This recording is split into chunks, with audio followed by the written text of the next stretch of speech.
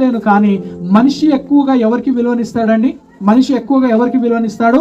ఎవరైతే ఒక హోదాలో ఉన్నాడో, ఒక పలుకుబడులో ఉన్నాడో, ఒక డబ్బు ఉన్నదో, లేకపోతే ఒక స్థానంలో ఉన్నారో వారికి మనిషి ఎక్కువగా ఏం చేస్తారు? అవకాశాన్ని ఇస్తారు, విలువనిస్తూ ఉంటారు. కానీ దేవుడు ఏందంట, దీనికి అన్నిటికి కూడా ఏందంట, భిన్నముగా దేవుడు చేసేవాడే ఉన్నాడు. ఎందుకంటే దేవుడు ఎలాంటి వారిని ఏర్పరచుకుంటాడు? దేవుడు ఎలాంటి వారిని ఏర్పరచుకుంటాడు?